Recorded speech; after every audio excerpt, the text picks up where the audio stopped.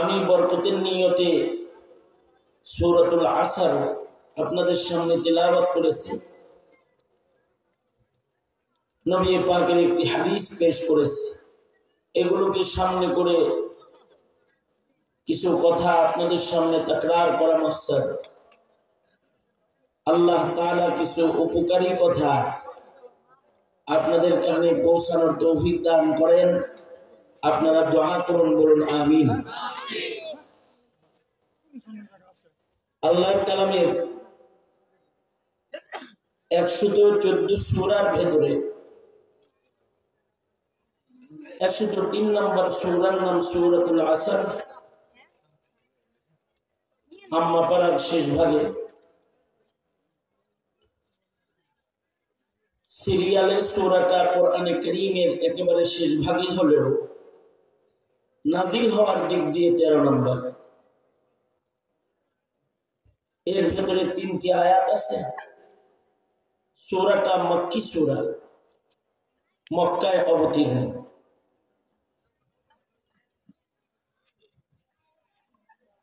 তিন আয়াত বিশিষ্ট ছোট্ট সূরা, কিন্তু এটার গুরুত্ব এত বেশি। ইমাম শাফিঈ রাহমাতুল্লাহি আলাইহি বলেন, আল্লাহ তাআলা যদি এই উম্মতকে শুধুই মাত্র সূরাতুল আসর দান করতেন, আর কোন আয়াত যদি কোরআনের নাও দিতেন, কিয়ামত পর্যন্ত আনেওয়ালা উম্মত যদি শুধু এই সূরা আসরের আলোকেই চলত, সূরাতুল আসর কিয়ামত পর্যন্ত আনেওয়ালা আল্লাহর গোলামদেরকে জান্নাতে নেওয়ার জন্য একটা যথেষ্ট সূরা।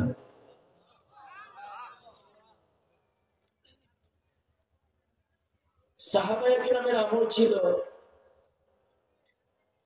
সাহাবায়ে কেরাম রিজওয়ানুল্লাহি আলাইহিম আজমাইনগণ একজন আরেকজনের সাথে মোলাকাত হইলে, সাক্ষাৎ হইলে সূরাতুল আসর তিলাওয়াত করে শোনায়া দিতেন। এটা সাহাবীদের একটা আমল। আমিও আপনাদের সাথে সাক্ষাতে সূরাতুল আসর পড়েছি। সূরা থেকে আলোচনা যদি নাও হয়, এই যে তিলাওয়াত করা হলো সাহাবায়ে কেরামের একটা আমলের সাথে আমলের মিল, আল্লাহ তাআলা এটাও যদি কবুল করেন, সাহাবায়ে কেরাম তো আল্লাহর পক্ষ থেকে সনদপ্রাপ্ত মুমিনের কাফেলা। উলাইকা হুমুল মুমিনুনা হাক্কা।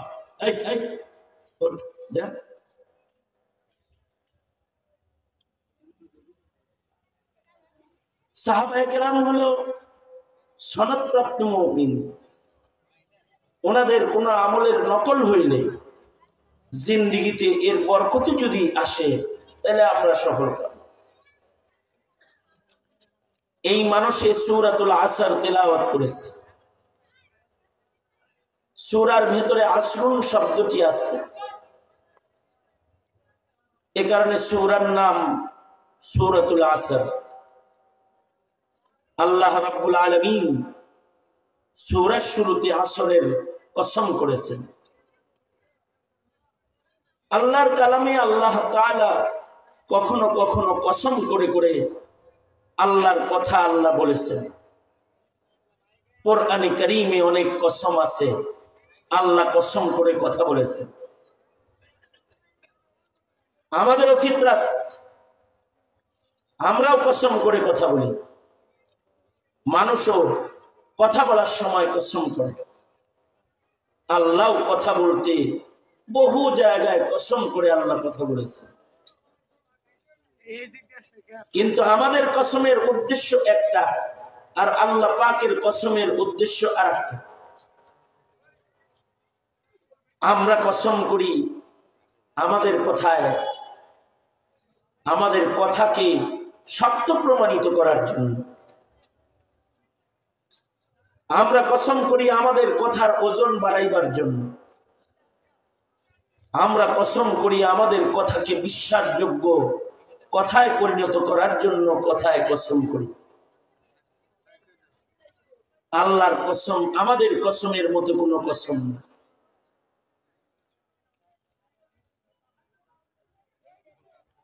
যেমন কাউকে আপনি বললেন এই কামটা তুই করা ঠিক হইল, না আমি করি নাই। না তুই ছাড়া আর কেউ করে নাই, না করি নাই, তুই করছস। দেখ ভাই আল্লাহর কসম করিনি। ঠিক আছে তাইলে মনে হয়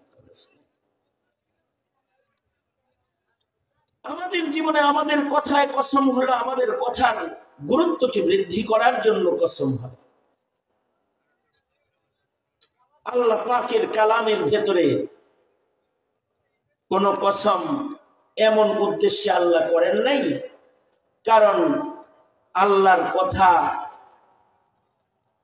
এমনিই বিশ্বাস্য। কালামুল মুলুকি মুলুকুল কালাম, আল্লাহর কথা তো কথার রাজ্যের রাজা।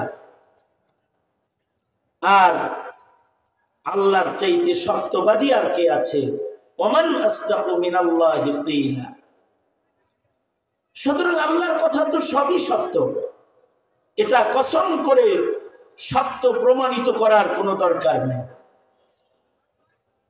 তবে আল্লাহ তাআলা কোরআনে কসম করেছেন, কোরআনে কসম করে কথা বলে আল্লাহ যেই বস্তুর কসম করেছেন আল্লাহ তাআলা ওই বস্তুর দিকে মানুষদেরকে দৃষ্টি আকর্ষণ করেছেন। আল্লাহর সৃষ্টির ভিতরে দামি দামি সৃষ্টি যা আছে এগুলোর কসম করে আল্লাহ তাআলা ওই দামি বস্তুর দাম মানুষের কাছে পেশ করছে এবং মানুষকে কসমকৃত বস্তুর মূল্য বোঝার জন্য নির্দেশ করেছে। ওই রকম সূরাতুল আসরের শুরুতেও একটা কসম আছে, আসরের কসম। আল্লাহ বলেন ওয়াল আসর, আসরের কসম। তার মানে আসর কিন্তু মূল্যবান। আসরের মূল্যায়ন তোমরা করো। হতে পারে আল্লাহ তাআলা আসরের নামাজের কসম করেছেন, আসরের নামাজও মূল্যবান নামাজ। ইবাদতের ভেতরে নামাজ সবচেয়ে বেশি মূল্যবান। আর 5 ওয়াক্ত নামাজের ভেতরে একটা গুরুত্বপূর্ণ নামাজ আসরের নামাজ। নামাজ হলো ইবাদতের সরদার। সব কিছুর ভেতরে সরদার আছে, ইবাদতেরও সরদার আছে। ইবাদতের সরদার হলো নামাজ।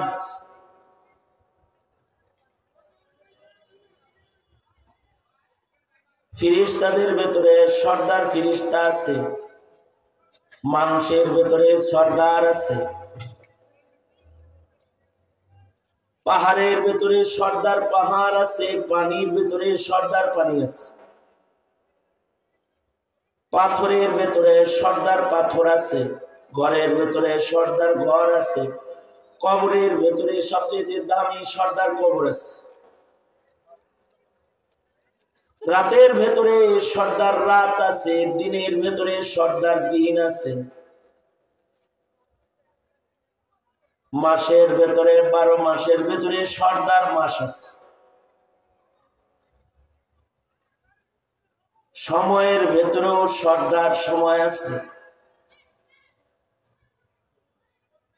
24 ঘন্টার ভেতরে সবচেয়ে দামি সময় সর্দার সময় হলো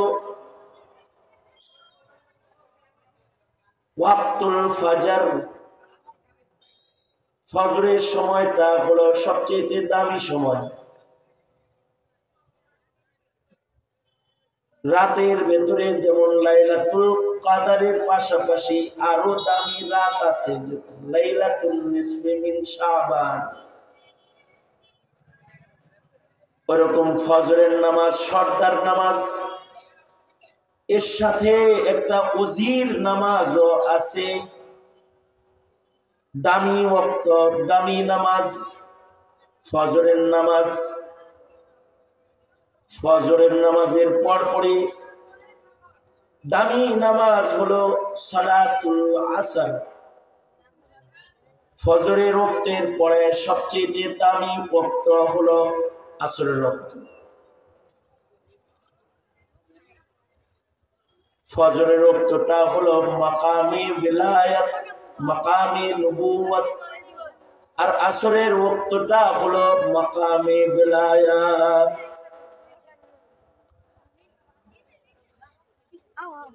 আল্লাহ তাআলা ১৬ লক্ষ পয়গম্বরকে, বাবা আদম থেকে শুরু করে আমাদের নবী পর্যন্ত লক্ষাধিক নবীকে আল্লাহ তাআলা নবুয়ত দান করেছেন ফজরের নামাজের সময়। সুবহানাল্লাহ। আগামীকাল বললেন যে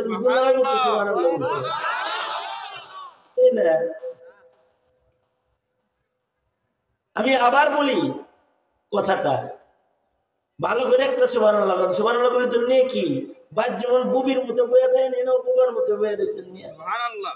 বাঙালিরে ভালো করে বললে বুঝেন না, ঠিক না?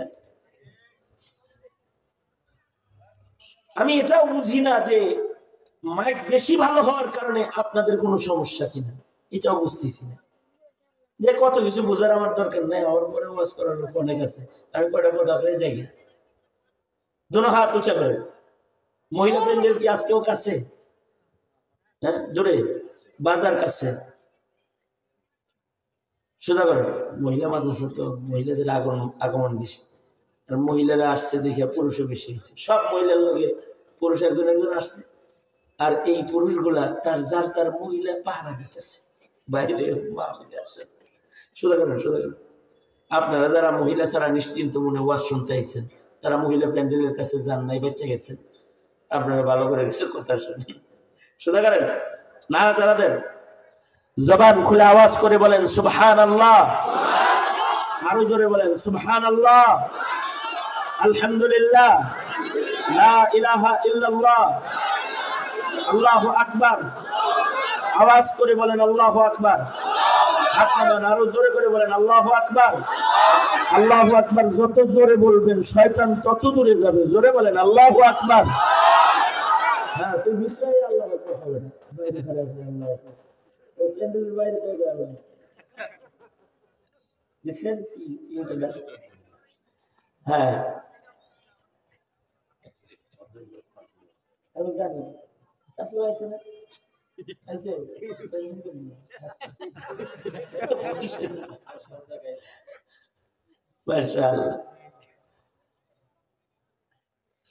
আপনারা আমার দিকে থাকেন, আর আপনাদের অ্যাটিটিউড দেখলে আমি যেন বুঝি যে আমি যা বলতেছি আপনারা তা শুনতেছেন এবং বুঝতেছেন।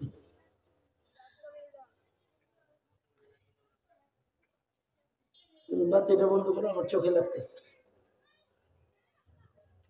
তুমিও মোবাইল থুইয়া ওয়াজ শুনো, বান্দরগিরি তো বাদ দেয়। মোবাইলে আমার ওয়াজের অভাব নেই, হাজার হাজার আছে, ওটা পরে দেখতে পারবা, কিন্তু আমারে আর পাইবা না। আমি মরে গেলে আজকে শেষ পাইতেছ, বুঝো নাই কথাটা? আবার একাত তোলেন, দেখছেন কত পরে তুললেন আপনারা। তার মানে আপনারা শোনেন পরে, আমি বলার অনেক পরে আপনারা শোনেন। দোনো হাত তোলেন, এক হাত নামান, দোনো হাত নামান। দোনো হাত নামাইতে গেছি একজন, আবার এক হাত তুইলে তারপরে নামাইছে, একজন ভালো করে হয়েছে। আল্লাহ আল্লাহ কবুল করুক, আমিন বলেন। দেখেন আমার পরে অনেকগুলো গুরুত্বপূর্ণ মেহমান আছে, সুতরাং আমার সময় এমনি কম, আজকে বেশি সময় নেই বয়ানে। কারণ ওই যে আশরাফি সাহেব আমার মাথার উপরে বয়ে রয়েছে, যে কোনো সময় উনি এখানে চলে আসবে। তারপরে আবার আমার দোস্ত হাসান জামিল সাহেব আছেন। মোহতামিম সাহেব তো বড় মনের মানুষ, উনি অনেক মেহমান দাওয়াত দিচ্ছে। যত পরিমাণ মেহমান দাওয়াত দিছে সবার নাম যা ছোট ছোট করে দিছে ওগুলো যদি বড় করে দিত তাহলে মাহফিল হইতে হইতো 2 দিন। কিন্তু দুর্ভাগ্যজনিত কারণে শীত বেশি দেখে মাহফিল 1 দিন, অথবা সারা রাত যদি দিত তাহলে ফজর পর্যন্ত ওয়াজ শোনা যেত।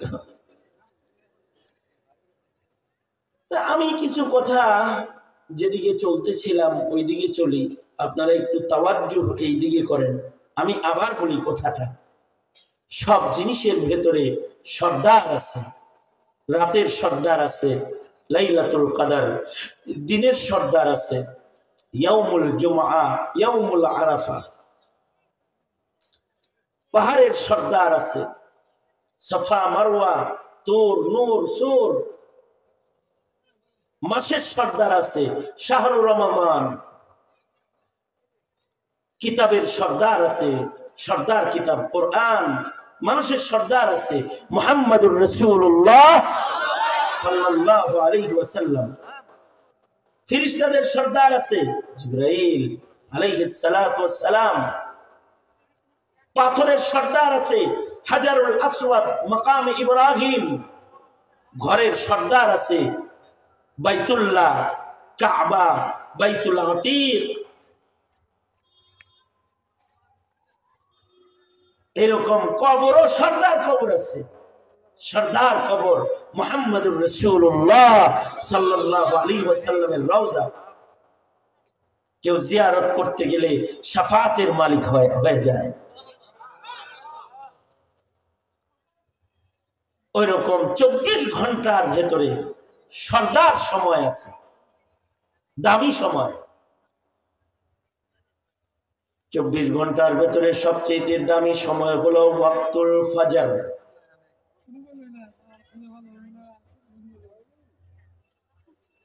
এ কারণে ফজরে যারা ইবাদত করে তারা আল্লাহর কাছে দামি হয়।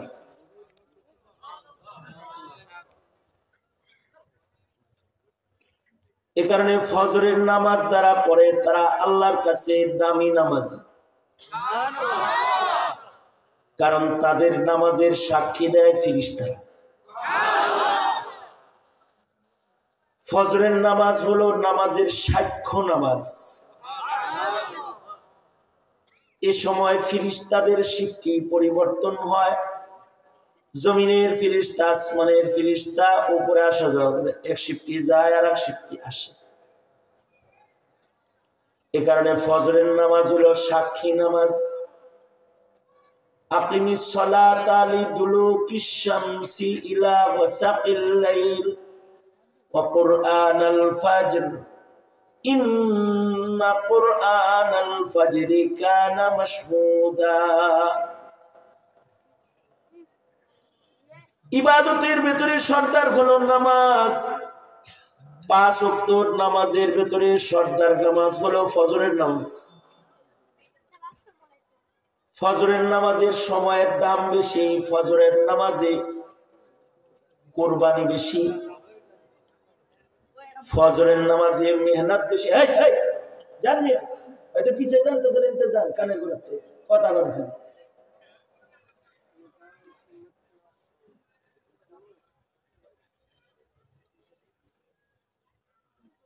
ফজরের নামাজের সময় কোরবানি বেশি। শীতের রাতে ঠান্ডা পানি দিয়া ওযু করে কুয়াশায় হেঁটে হেঁটে মসজিদে যাইতে হয়, কষ্ট না? আরামের ঘুম হারাম করে উঠা বসতে হয়, ক্লান্ত বদনে লম্বা কেরাত শুনতে হয়। ফজরের মতো অত লম্বা কেরাত অন্য কোন নামাজে নাই।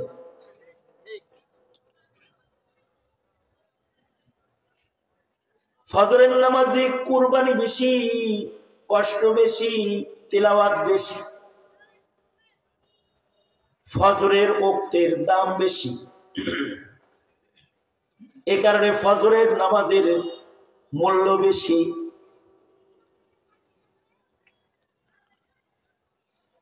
ফজর যারা হিফাজত করে তাদের নামাজের সাক্ষী বেশি। অন্যান্য নামাজ পড়ে নামাজের সাক্ষী মানুষ হয়, রাস্তা দিয়ে হাইটা যায়, কেউ দেখে নামাজ পড়তে যায় তো সে সাক্ষী হয়। মানুষ নামাজে যাইতে আইতে মসজিদে দেখে নামাজের সাক্ষী হয়, কিন্তু ফজরের নামাজের সাক্ষী হয় আল্লাহর ফেরেশতারা। কারণ তখন মানুষ ঘুমে থাকে আর ফেরেশতারা যাতায়াত বেশি করে। এ কারণে ফজর যারা হেফাজত করে তারা দামি নামাজি হয়, তাদের নামাজের সাক্ষ্য আল্লাহর রহমতের ফেরেশতারা দেয়।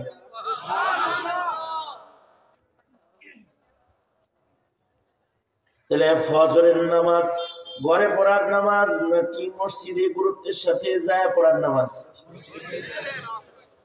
এক ওয়াক্ত না 5 ওয়াক্ত? আল্লাহর রাসূল বলেন, কেউ যদি নামাজের জামাতে না আসে নবী এত রাগ হন। নবীজি বলেন, আমার মনটা চায় আমি আমার মুসাল্লায় আবু বকরকে নামাজে দাঁড় করায়া আমি বাইরে চলে যাই, আর যারা এখনো ঘরে আছে জামাতের সময় মসজিদে আসে নাই, আমার মন চায় আমি তাদের ঘর বাড়ি গুলা আগুন দিয়া জ্বালায়া দিই। আল্লাহ রাসূল বলতেছে, তার মানে জামাতে নামাজ পড়ার গুরুত্ব কত। জামাতে নামাজ পড়ার গুরুত্ব বেশি, তার ভেতরে ফজরের নামাজ জামাতে পড়লে মহান আল্লাহ খুশি হন বেশি। কারণ ওয়াক্তুল ফজর এটা দামি, ওয়াক্তুল ফজরটা এত দামি যে এটা 24 ঘন্টার ভেতরে সর্দার ওয়াক্ত। আল্লাহ তাআলা এই ফজরের ওয়াক্তের সময় সকল নবীদেরকে নবুয়ত দান করেছেন। সুবহানাল্লাহ। ফজরের নামাজের পরে সবচেয়ে দামি নামাজ ওজির নামাজ হলো সালাতুল আসর, আসর ওয়াক্ত। আল্লাহ তাআলা কোরআনের নামাজ হেফাজত করতে গিয়ে আসরের নামাজকে বিশেষভাবে দেখে শুনে হেফাজত করতে বলেছেন। আল্লাহ তাআলা বলেন, হাফিজু আলাস সালাওয়াত ওয়াস সালাতিল ওয়ুসতা। আল্লাহ বলেন 5 ওয়াক্ত নামাজ হেফাজত করে তোমরা পড়ো, কিন্তু বিশেষভাবে আসরটাকে হেফাজত করো। কারণ হলো আসরের ওয়াক্তটা বড় দুর্বল, মানুষের দেহ ক্লান্ত থাকে, সারাদিন কাজ করে শেষ বেলা, আবার ওয়াক্তটা খুব ছোট, শয়তান ধোঁকা দিয়া আরাম পায় বেশি। কোন রকম গাফেল হইলে নামাজটা কাজা হয়ে যায়। ঘুমন্ত অবস্থায় একটা নামাজ বেশি কাজা হয়, সালাতুল ফজর। জাগ্রত অবস্থায় অবহেলায় যে নামাজটা বেশি কাজা হয় সেটার নাম হলো সালাতুল আসর। সামান্য অবহেলা করলে কাজা হয়ে যায়। টাঙ্গাইল থেকে এসে বুয়াপুর বাস স্ট্যান্ডে নামছে, ফজরের আজান হইছে, মনে মনে কল্পনা করছে বাড়ি যায় পড়ি। রাস্তায় 2 বিয়ার লোকে দেওয়া হয়, কথা কয়ে হয়েছে দেরি, যাইতে যাইতে ওয়াক্ত শেষ। অবহেলা করলি এই নামাজটা কাজা হয়ে যায়।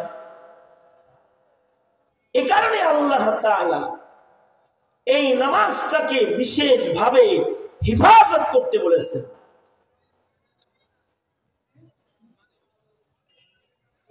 আর এই নামাজের হিফাজতের মাধ্যমে, আসর হিফাজতের মাধ্যমে আল্লাহর কাছে বান্দার গুরুত্ব বাড়ে। এ কারণে আসরের নামাজটা হলো মাকামে বেলায়াত। আসরের নামাজের সংরক্ষণের মাধ্যমে ওয়ালায়াতের মর্যাদা বৃদ্ধি হয়। আল্লাহু আকবার জোরে বলেন। যারা আসরকে যত্ন করে তাদের আল্লাহ তাআলা ওলির মাকাম দান করেন, ওয়ালায়াত দান করেন।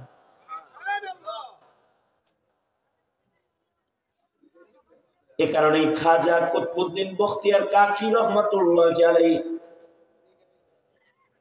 উনি মৃত্যুর আগে কুতবুদ্দিন বখতিয়ার কাকি বললেন, এই আমার সন্তানরা, খলিফারা, শোনো, আমি মরে গেলে আমার জানাজাটা একটা ওলি বুজুর্গ দিয়া পড়াইবা। নাম কি তার বলেন? কয় নাম না, কিছু গুণ বলে দিয়া যাই। এই গুণগুলা জানাজার মাঠে যার মধ্যে পাইবা তাকে দিয়া আমার জানাজা পড়াইবা। আর যদি এই গুণের মানুষ না পাও তাহলে বিনা জানাজায় কবর দিবা। 1 নাম্বার গুণ, বালেগ হওয়ার পর থেকে আমার জানাজা পর্যন্ত যার জীবনে কোনোদিন তাকবীরে উলা ছুটে নাই। তাকবীরে উলা বুঝছেন? হ্যাঁ, ইমাম সাহেবের সাথে সাথে নামাজে দাঁড়াইছে, প্রথম তাকবীর থেকে সে নামাজে হাজির আছে। কতদিন? বালেগ হওয়ার পর থেকে জানাজা পর্যন্ত তার জীবনে কোনোদিন তাকবীরে উলা ছুটে নাই। এমন একজন পাক্কা নামাজি যেন আমার জানাজা পড়ায় যার তাকবীরে উলা ছুটে নাই। আগের জমানার মানুষ এমন ভাবে নামাজ পড়তেন যে তাদের তাকবীরে উলা ছুটতো না। যেমন সাঈদ ইবনে মুসাইয়িব, জমানার শ্রেষ্ঠ একজন তাবিঈ বুজুর্গের নাম, যিনি 40 বছর লাগাতার তাকবীরে উলার নামাজ পড়ছেন। ভালো করে শুনলে সুবহানাল্লাহটা আর একটু ভালো করে বাইরে আর একটা কথা, শুধুই মাত্র 40 বছর তাকবীরে উলার নামাজ পড়ছেন তা নয়, 40 বছর তিনি আজানের আগে মসজিদে প্রবেশ করছেন। 40 বছর আজানের আগে মসজিদে গেছেন। ওনাকে বলা হয়েছে, নামাজের আগে এত গুরুত্বের সাথে মসজিদে আসেন কেন? উনি কাঁদতেন আর বলতেন যে হাসরে যদি আল্লাহ জিগায় আমার ঘরে তোমার ডাককে আনা লাগতো কেন, তখন কি উত্তর দিব? এই জন্য আল্লাহ ডাকটা দেওয়ার আগে আইসা বসে থাকে। এরা হলো ইবাদতের হক আদায় করে ইবাদতকারী। কুতবুদ্দিন বখতিয়ার কাকি বলে, আমার জানাজা সে পড়াবে যার বালেগ হওয়ার পর থেকে আমার জানাজা পর্যন্ত তাকবীরে উলা ছুটে নাই। আমার জানাজা তাকে দিয়ে পড়াবা যার বালেগ হওয়ার পর থেকে জীবনে কোনো একদিন তাহাজ্জুদের নামাজ কাজা হয় নাই। সারা জীবন তাহাজ্জুদ কাজা না হওয়া, এটা কত বড় সাধনার কাজ।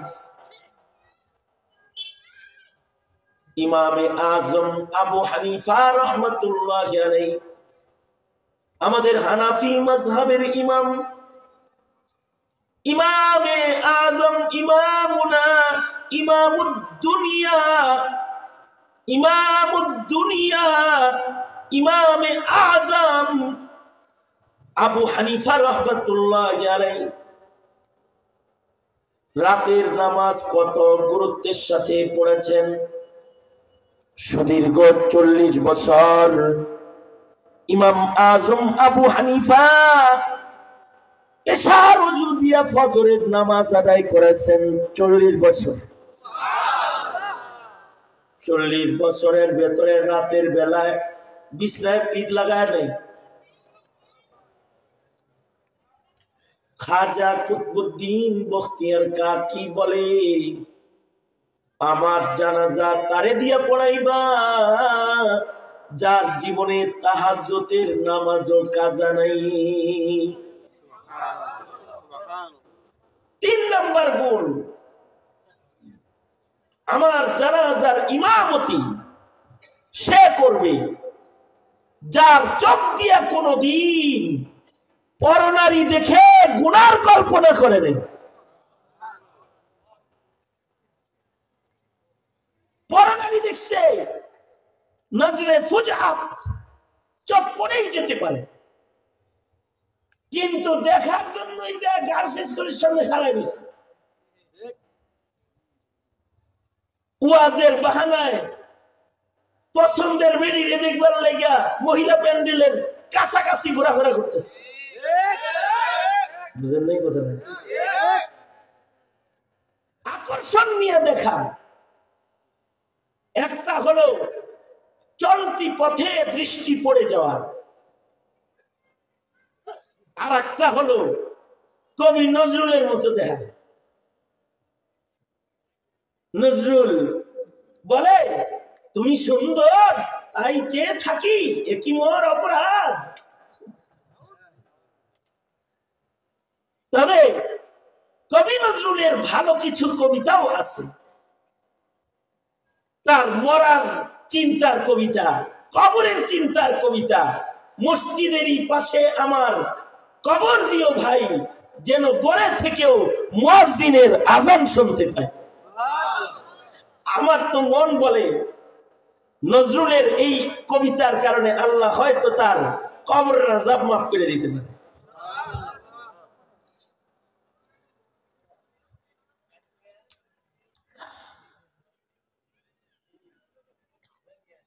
একটা হলো নজরে ফুজাত, দেখা সামনে পড়ে গেছে ভাবি, একই বাড়িতে থাকে, ভাবির এক নজর পড়ে গেছে। আর একটা হলো ভাবিরে মোটর সাইকেলে দেয়া,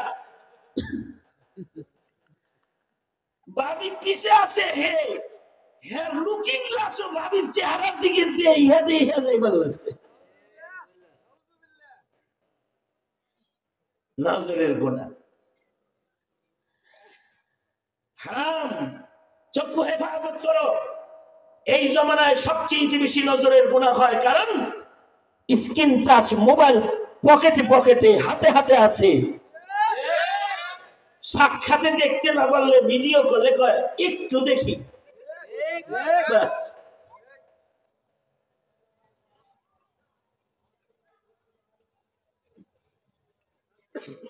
দুনিয়ার মাটিতে হারাম দৃষ্টি যারা করে এরা ইবাদতের স্বাদ পায় না।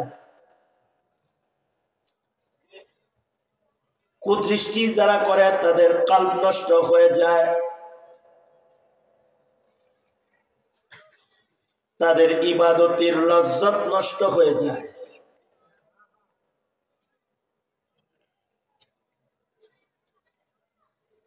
কুদৃষ্টি করা বড় কবিরা গুনার একটা কবিরা গুনাহ। বদনজরি আকবরুল কাবাইরের একটা, কারণ এর দ্বারা গুনার যাত্রা শুরু হয়। চোখের হিফাজত যদি কেউ করে তাহলে সে ওলি হয়ে যায়। বদনজরি, বদগুমানি, বদজবানি, এই 3টা গুনাহ থেকে কেউ যদি নিজের বাঁচায়, আল্লাহ তাআলা তাকে মাকামে ভিলায়াত দান করে। খাজা কুতবুদ্দিন বখতিয়ার কাকি বলে, এমন মানুষ দিয়া আমার জানাজা পড়াইবা যে তার চোখ দিয়া কখনো পরনারী দেখে গুনার ধান্দা করে নাই। 4 নাম্বার, ওই মানুষ দিয়া আমার জানাজা পড়াইবা যার জীবনে কোনদিন আসরের নামাজ তো ছাড়ে নাই, আসরের আগের সুন্নত যার জীবনে কোনদিন কাজা হয় নাই, তার মানে হলো বেলায়েতের মাকাম উঁচু লাগবে। আসরের হিফাজতের মাধ্যমে বেলায়েত বন্টন হয়। সত্য কুতবুদ্দিনের জানাজা যখন হয়েছে,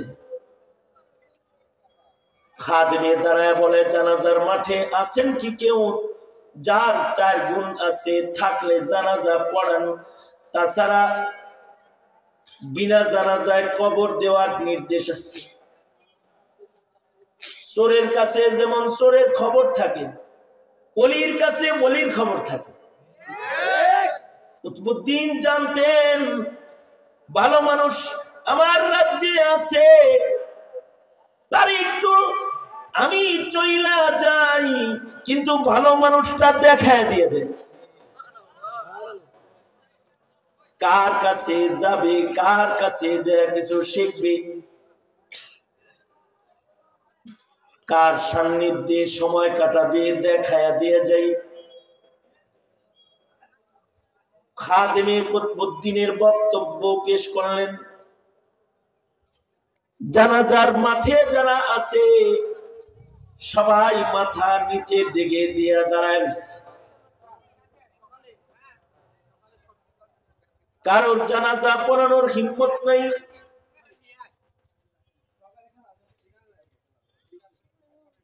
কারণ এমন মাকাম, এটা কঠিন, জানাজা পড়ানোর সাহস কারোর নাই, মাথা নিচের দিকে দিয়ে দাঁড়িয়ে আছে। কিন্তু তৎকালীন সময়ে দিল্লির বাদশাহ, দিল্লির সুলতান শামসুদ্দিন আলতামাস রহমাতুল্লাহি আলাইহি, তিনি কদম বাড়ায় লাশের সামনে চলে গেলেন। কুতবুদ্দিনের চেহারায় কপালে চুমা খায়া কয়, নিজে জান্নাতে যাও, আর একজনের আমল ফাঁস করে দিয়া কেন যাও? সারা জিন্দেগি নিজের এই আমলগুলোকে গোপন রেখেছি, আজকে তোমার জানাজা পড়াইতে গিয়ে ফাঁস হচ্ছে। ময়দানে মাহশারে যেন একা একা জান্নাতে যাও না, শামসুদ্দিন আলতামাসকে সাথে নিয়ে জান্নাতে যাও। তার মানে একজন রাজনীতিবিদ, দিল্লির শাসক, বাদশাহ, তার ইবাদতের মাকাম এত উঁচু, তার তাহাজ্জুদ কাজা নাই, তার আসরের সুন্নত কাজা নাই, তার চোখ দিয়ে পরনারী দেখে গুনার চিন্তা কখনো করে নাই, সে তাকবীরে উলা ছাড়া নামাজ পড়ে নাই। আল্লাহু আকবার, জোরে বলেন। শেখ হাসিনারও তাহাজ্জুদ কাজা নাই, 80 রাকাত তাহাজ্জুদের নামাজ পড়ছে বেচারা, ইশরাকের নামাজ পর্যন্ত কোরআন মাজিদ পড়ছে, লম্বা হিজাব করছে, হজ উমরা করছে, উপজেলায় একটা করে মডেল মসজিদ বানাইছে, আলেমদেরকে মাঝে মাঝে গণভবনে দাওয়াত দিয়ে খেলেছে, কওমি সনদের স্বীকৃতি দিছে, ইজতেমার জায়গা দিছে, ইসলামী ফাউন্ডেশন করছে। কিন্তু নামাজ পড়ছে আর বেনামাজি যারা সব সংসদে নিচ্ছে। নর্তকী, গান গায়, অভিনেতা অভিনেত্রী, বৈবাহিক বন্ধন ছাড়া বাচ্চার মা বাপ যারা, তারপরে মূল্যায়ন করছে। আর জমিনের শাইখুল হাদিস, আলেম ওলামা, পীর বুজুর্গ ধরে ধরে জেলখানায় ঢুকাইছে।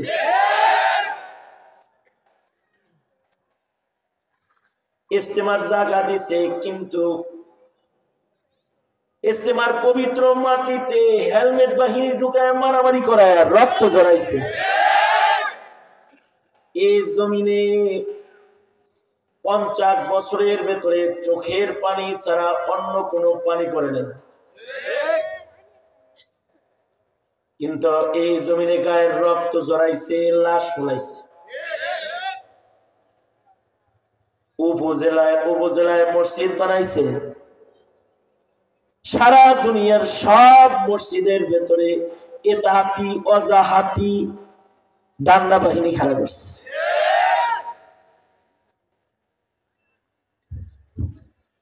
বানাইছে উপজেলায় উপজেলায় মসজিদ,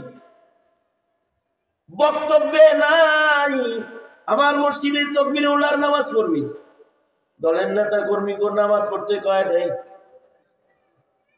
কিন্তু আপনাদের সন্তানদেরকে বলে গেছে পূজায় যাও, ধর্ম যার যার, পূজা আমাগো সবার একটু যাই। বানাইছে মসজিদ আর পূজার প্রসাদের দাওয়াত দিছে। মুসলমানের সন্তানদেরকে হিন্দুত্ববাদ শিখানোর জন্য গোমাতা পড়াইছে আর সিলেবাস থেকে ইসলাম সরাইছে। মহান খেদমতগুলো আঞ্জাম দিয়েছে। এই দেশটায় হাজার হাজার কোটি টাকার মূর্তি নির্মাণ করে দেশটাকে এক মন্দির বানাবার চেষ্টা করেছে। আলেমরা এর বিরুদ্ধে কথা বলেছে, গাত্রদাহ শুরু হয়েছে। দাদাকে ডেকে এনে মুসলমানের মাটিতে কসাই দাদুকে দিয়ে অনুষ্ঠান করেছে, প্রতিবাদ আলেম করেছে। তো আলেমদেরকে জেলে তালাবদ্ধ করে বছরের পর বছর আটকায় রেখেছে। ধন্যবাদ জানাই আমার দেশের মুসলিম ঘরের মুসলিম মুমিন সন্তানদেরকে। আগে ভয় পাইতাম, চিন্তা বেশি করতাম, এখন চিন্তা যেমন করি আত্মতৃপ্তি কম না, বা সাহস কম না। সাহস আগের চেয়ে এখন আরো বেশি। কারণ এই দেশে আলেমরা মূর্তির বিরুদ্ধে কথা বলেছে, মূর্তি নির্মাণ করতে মানা করেছে, কিন্তু কোন আলেম মূর্তি ভাঙ্গে নাই, কোন তলবে আলেম মূর্তি ভাঙ্গে নাই, মাদ্রাসার ছাত্র মূর্তি ভাঙে নাই। মুসলমানের দেশের ইব্রাহিমের ছেলেরা পরে স্কুল কলেজে, কিন্তু হাসিনার নির্মিত সকল মূর্তি 24 ঘন্টার ভেতরে পরিষ্কার করে দেশটা মূর্তি মুক্ত করে ফেলেছে। ইব্রাহিমের সন্তানেরা, তাদের কর্মকাণ্ড দেখে মনে হয় এই দেশে যারা নাস্তিকবাদ, হিন্দুত্ববাদ, কাদিয়ানি মতবাদ প্রতিষ্ঠা করতে চায় তাদের স্বপ্ন বাস্তবায়ন হবে না। মুক্তিযোদ্ধার সন্তানরা আছে, সময় মতো হাসিনারে যেমন দিল্লি পাঠায় দিছে, তাদেরকেও তাদের দাদাদের কাছে পাঠায় দিবে।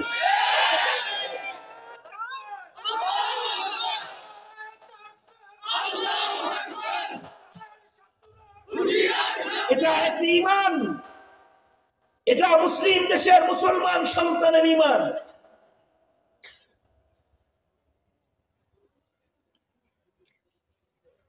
তবে আগের জমানায় মুসলমানের হালত রং আলাদা ছিল। এক সময় দিল্লির শাসকের হালত ভিন্ন, মুনাফিক শাসক না। শাসক হলো চোখের গুণা নাই, শাসক হলো তকবীরের গুলা কাজা নেই, শাসক তার তাহাজ্জুদের নামাজ কাজা নেই, শাসক তার আসরের সুন্নত কাজা নেই। আল্লাহু আকবার, জোরে জোরে বলেন।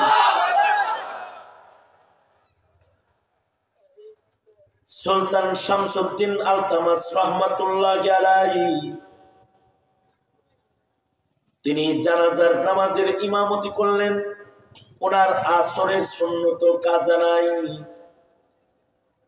তার মানে হলো আসরের গুরুত্ব যারা বেশি দেয় ওলি হিসাবে তার মর্যাদা বেড়ে যায়। এ কারণে আল্লাহ তাআলা আসরের কসম করেছেন, তার মানে আসরের দিকে দৃষ্টি আকর্ষণ করেছেন। তাই সফল হতে চাও তো আসর দেখে রাখো। হতে পারে যে আল্লাহ তাআলা কালের কসম করেছেন, হায়াতের কসম করেছেন। হায়াত অনেক মূল্যবান জিনিস, তাই এর কসম করে এর মূল্য জাতির কাছে পেশ করেছেন। হায়াতের সাথেই মানুষের ক্ষতির সম্পর্ক, হায়াতের সাথেই মানুষের লাভের সম্পর্ক। হায়াত কামে লাগাইলে লাভ, হায়াত অপচয় করলে লস। এ কারণে আল্লাহ তাআলা হায়াতের কসম করেছেন। তার মানে হায়াতের মূল্যায়ন করো, হায়াত কিন্তু দামি। 1 মিনিট হায়াতের অনেক দাম। 1 মিনিট হায়াত যদি কেউ পায় সে জান্নাতে চলে যায়। বাচ্চা জন্মের পরে যদি 1 মিনিট হায়াত পায়, 1 সেকেন্ড হায়াত পায়, কান্নার আওয়াজ যদি পাওয়া যায়, 1 মিনিটের হায়াতের এত দাম যে এই বাচ্চাটাকে মুসলিম হিসেবে গণনা করে মুসলিম নাম রেখে, মেয়ে বাচ্চা হলে তারে 5 কাফনে সজ্জিত করে আতর গোলাপে সাজায় মুসলমানের কবরে, ছেলে বাচ্চা হলে 3 কাফনে আতর গোলাপে সাজায় মুসলমানের কবরে তাকে বিসমিল্লাহি ওয়া আলা মিল্লাতি রাসূলিল্লাহ বলে তাকে নামায় দেয়া হয়। 1 সেকেন্ডের হায়াত, এটার এত দাম। 1 সেকেন্ড হায়াত যে পায় সে জান্নাতের হায়াত পাওয়া যায়। আর 1 সেকেন্ড হায়াত যদি না পায়, বজ্রা ময়লা হিসেবে গণিত হয়ে যায়, তাকে নর্দমায় নিক্ষেপ করা হয়। সুতরাং আল্লাহ তাআলা কয় ওয়াল আসর, সাবধান, হায়াতের কসম। হায়াত কিন্তু অনেক দামি। হায়াতের কারণেই ক্ষতি, হায়াতের কারণেই লাভ। সকল মানুষের হায়াত কিন্তু কমতাছে। ইন্নাল ইনসানা লাফি খুসর, হায়াত কমার দিক দিয়ে সব মানুষ লসে আছে। আদ-দুনিয়া মুদবিরাতুন ওয়াল আখিরাতু মুকবিলাতুন, দুনিয়ার হায়াত যাইতেছে আর আখিরাতের হায়াত সামনে আইতাছে। যারা দুনিয়ার হায়াতের মূল্যায়ন করবে তারা আখিরাতের হায়াত পাওয়া যাবে। দুনিয়ার হায়াত যদি হয় ঈমানের হায়াত, দুনিয়ার হায়াত যদি হয় নেক আমলের হায়াত, দুনিয়ার হায়াত যদি হয় দাওয়াত ও তাবলীগের হায়াত, দুনিয়ার হায়াত যদি হয়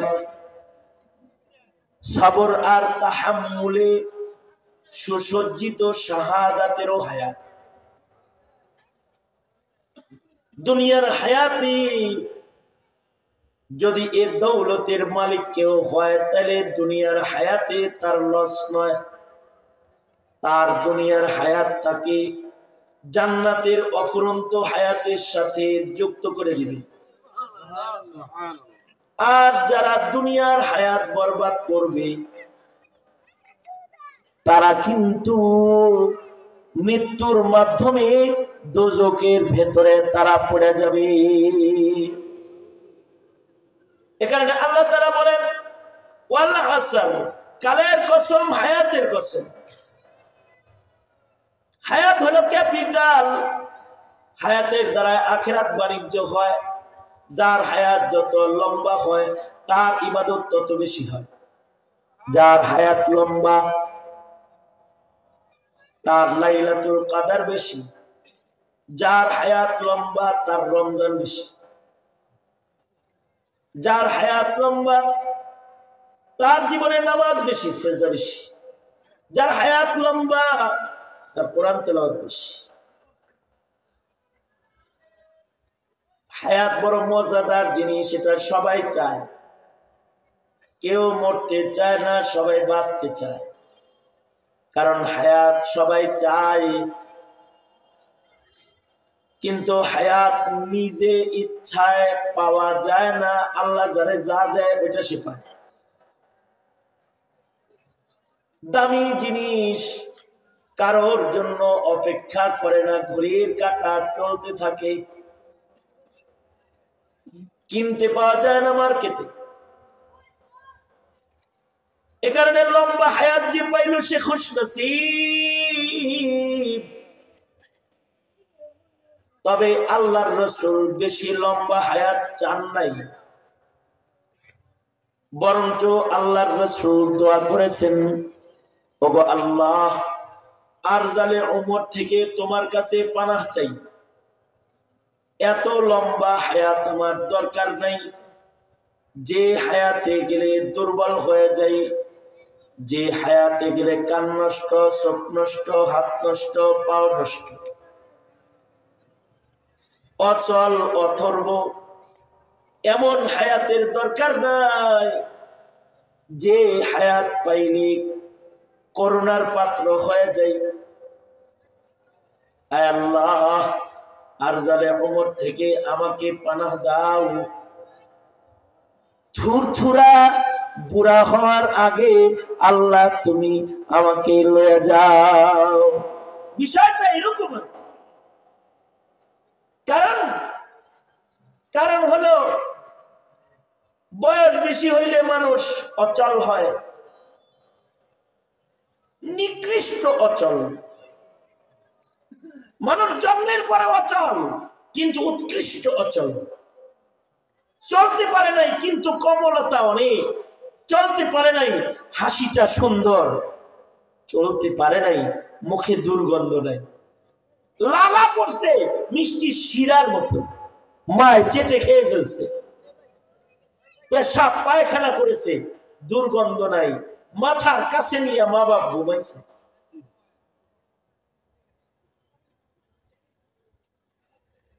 কাউকে মেরেছে তো সেটাও ভালো লাগছে, মুখ আগায় দিছে, মারেন মারেন। কমল হাতের থাপ্পড়, এটাও ভালো লাগছে, কিন্তু বুড়া হাতের থাপ্পড় ভালো লাগে না। বড় মানুষে যদি থাপড়ায় তাহলে খারাপ লাগে, বাচ্চায় যদি থাপড়ায় তাহলে মজা লাগে।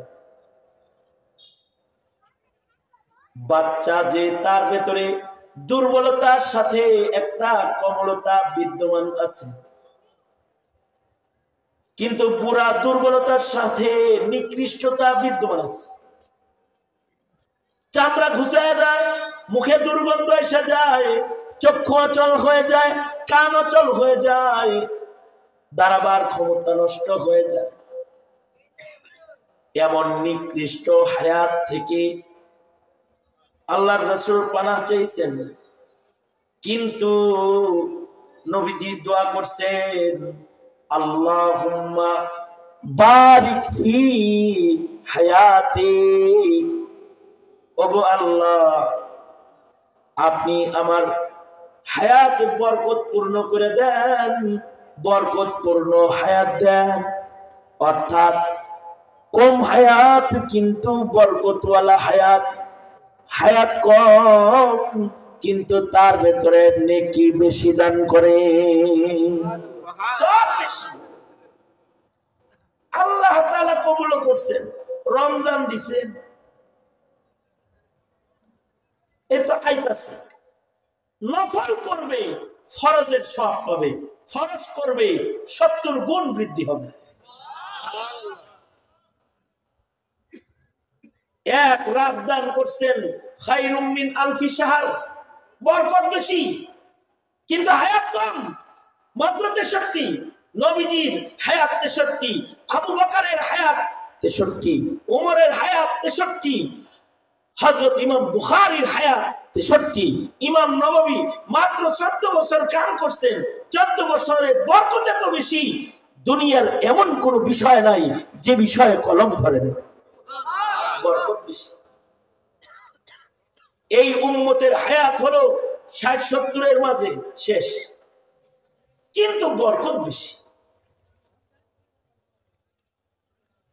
অন্য উম্মতের বরকত কম, এই উম্মতের হায়াত কম, বরকত বেশি। কারণ বরকতপূর্ণ হায়াত ভালো। 80 বছরের নাস্তিকতার হায়াতের চাইতে 24, 23, 21 বছরের আবু সাঈদ মুগ্ধদের হায়াতের অনেক দাম, যে সত্য বলতে গিয়ে শহীদ হয়ে জীবন দিয়া মানুষের কাছে স্মরণীয় হয়ে কবরে চলে গেছে।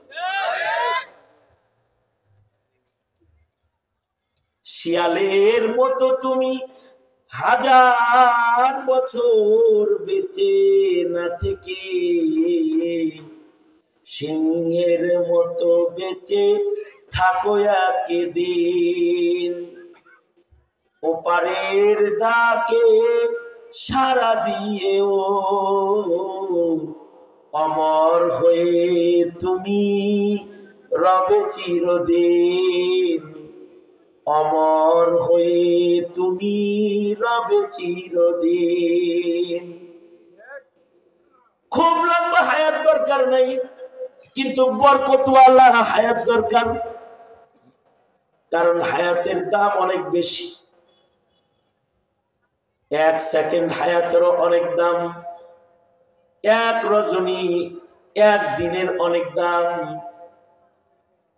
কিন্তু হায়াত দামি হবে কখন? যখন হায়াতটা হবে ইমানের হায়াত। হায়াত পাইলে ফুরায় যায়, হায়াত পাইলে কবর রেডি হয়ে যায়। যে হায়াত পায় না তার কবর নাই, যার হায়াত আছে তার কবর আছে। সব মানুষ কবরের দিকে যাইতেছে, সব মানুষ মিজানের দিকে যাইতেছে।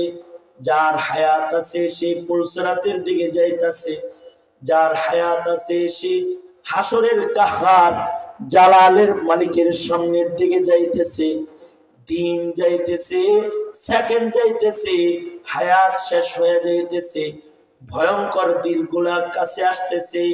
এ কারণে হায়াতওয়ালা সব মানুষগুলাই ধ্বংসের ভেতরে পড়তেছে। কিন্তু ইল্লাল্লাযীনা আমানু, যাদের ঈমান আছে, যাদের নেক আমল আছে, যারা সত্য বলে, যারা সত্যের দাওয়াত দেয়, যারা নিজে নেক, অপরকে নেক বানানোর প্রচেষ্টার দাওয়াতে যারা ব্যস্ত রয়, তাওয়াসি ইলাল হক, তাওয়াসি ইলাস সাবর, এই গুণগুলা হায়াতে যাদের ভেতরে পাওয়া যায়, তাদের মরণ কাছে আইলে কোনো চিন্তা নাই, তারা মরণ দরজা দিয়া স্থায়ী জান্নাতের হায়াতের ভেতরে ঢুকে যায়। যারা তাদের হায়াতকে 4 নীতিমালায় কাজে লাগায়, ঈমান, নেক আমল, দাওয়াত ও তাবলীগ, সবর ও মুজাহাদা। সুতরাং হায়াত পাইছি আল্লাহ পাকের নিয়ামত, কিন্তু সাহাবী সূরা আসর পরে শোনায় বলতো, হায়াতের মূল্য দিও বন্ধু বেঁচে আছো তো ভালো করে বেঁচে থাই। বাস এই মুলাখাস একটি সবক আপনাদের কানে দেওয়ার মানুষে আমি সূরাতুল আসর তেলাওয়াত করেছি। গুটি কয়েক কথা আপনাদের কানে পৌঁছে দিলাম। যা কিছু বলেছি আল্লাহ এর থেকে সহি বুঝ আপনাদেরকে দান করুন।